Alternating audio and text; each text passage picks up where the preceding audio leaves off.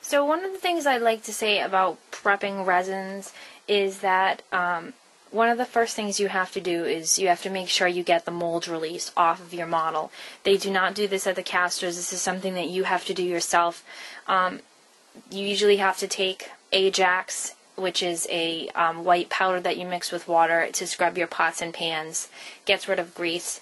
You mix that with some water and make a nice little paste, and then save your old toothbrushes and use the toothbrush to take this paste, dip it in, rub it all over every single spot of the model, every place. Wash and do this a few times, repeat it, and then let your model dry, because if you don't do this, when you go to prep and paint, your sealer is going to come off, your paint's going to come off, your primer is going to come off. So make sure that you do this with all your resins. The toothbrushes are also just great to have because they work well for just dusting off any dust that's come along from sanding. So it's good to have two of these around. If you're pretty much getting to the point where you have little things to do, like, you have ear tips that were broken off, maybe you dropped your model while you were prepping or it came like that. One of the things a lot of people use is super glue as well as baking soda, and you mix the two together and you can actually form ear tips. You can also, some people have used this also to fill areas so they don't have to use modeling paste or spot putty. Personally, I find it makes a little bit more work for yourself because it's not quite so easy to sand for filling different areas, so I wouldn't recommend that. You can also use Zap-A-Gap for filling in. If you have a broken leg and you pin it, you can also take this and glue it together, so it's really great for stuff like that. It works well on plastic. You'll see Jennifer Danzel will use it and recommend it a lot in her Just About Horses articles.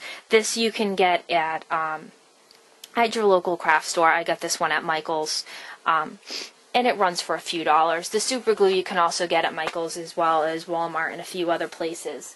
If you'd like to do more filling,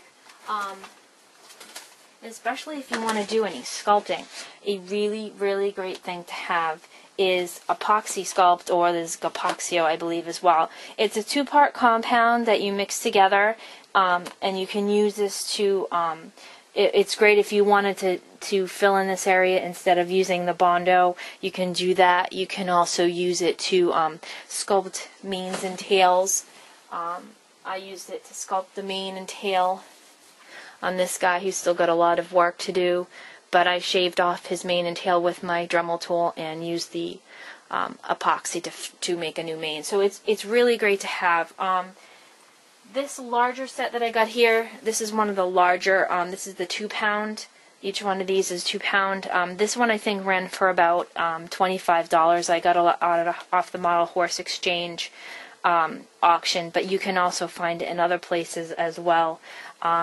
This one is from Aves Studio, so you can go to www.avestudio.com, which is avesstudio.com. So I really recommend getting some epoxy if you're gonna be making new body parts or doing some really heavy-duty work. For primer, the primer that I have started to use is Plasticoat. This is a sandable primer. It works really good on plastic. I've used it on all my models here. I like to use the gray because I find it's easier for me to discover where I've missed a particular area, and then I can do some more work to it, take more primer, spray some on there, and then keep going back and forth until I finally, reached a part where I think I'm finished with that particular area. So that's pretty much the tools that I use, and these are just particular tools that I use. There are people who do use different tools, or might use these same tools a little differently than I do, but I just decided to share a little bit about how I do some of my prepping and the tools that I use. I hope you enjoyed watching this video. Thanks so much, and look forward to see you again on Model Horse TV.